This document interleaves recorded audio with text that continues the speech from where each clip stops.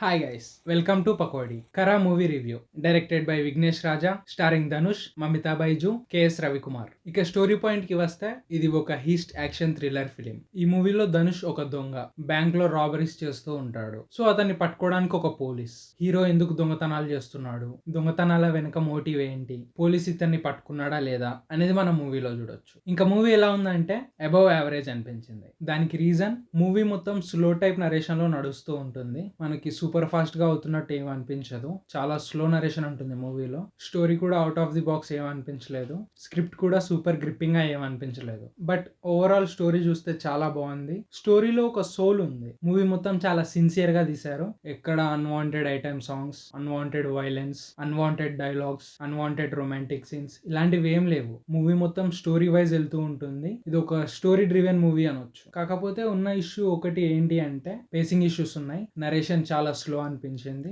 So ఇదొకటే నాకు ఈ మూవీకి అనిపించిన మైనస్ పాయింట్. సో ఓవరాల్ గా చూసుకుంటే బానే ఉంది మూవీ. ఇంకా పాజిటివ్స్ అండ్ నెగిటివ్స్ గురించి మాట్లాడుకుందాం. ధనుష్, మమితా బైజు, జయరామ్, కరుణస్, పృథ్వీరాజన్, సూరజ్ వెంజరమూడు వీళ్ళ యాక్టింగ్ బాగుంది. ఇంకా కేఎస్ రవికుమార్ గారి యాక్టింగ్ అయితే టాప్ నాచ్. అసలు బీజిఎం బాగుంది. దొంగతనం చేసే సీన్స్ బాగున్నాయి, చూడ్డానికి బాగున్నాయి, ఇంట్రెస్టింగ్ గా టెన్షన్ బిల్డ్ అయింది ఆ సీన్స్ లో. ధనుష్ అండ్ కేఎస్ రవికుమార్ గారి మధ్య సీన్స్ చాలా బాగున్నాయి. అండ్ ఒక 4 to 5 times నవ్వాను ఈ మూవీలో. సిచ్యువేషనల్ కామెడీ అనొచ్చు, అవి కూడా చాలా బాగా వర్కౌట్ అయ్యాయి. ఇంకా నెగిటివ్స్ గురించి మాట్లాడుకుందాం. కేఎస్ రవికుమార్ గారి యాక్టింగ్ ఎంత బాగుందో ఆయన డబ్బింగ్ అంత వరస్ట్ గా ఉంది. మేబీ ఆయన ఓన్ డబ్బింగ్ చెప్పారనుకుంటా, అస్సలు బాలేదు. అండ్ మూవీ మొత్తం నాకు స్లో నరేషన్ అనిపించింది. అంటే మూవీ టక్క టక్క వెళ్తూనే ఉంటుంది, బట్ నాకెందుకో కాస్త స్లో అయినట్టు అనిపించింది. ఇంకా అదొకటే దీనికి మైనస్ పాయింట్ అంతే. ఇంకా ఈ మూవీని థియేటర్ లో చూడాలా వద్దా అంటే ఎస్, ఈ మూవీని డెఫినెట్ గా థియేటర్ లోనే చూడండి. సిన్సియర్ అటెంప్ట్ ఇది. ఎక్కడ అసలు ఫ్లఫ్ లేదు. ఆడియన్స్ ని ఎక్కడ అసలు గ్రాంటెడ్ గా తీసుకోలేదు.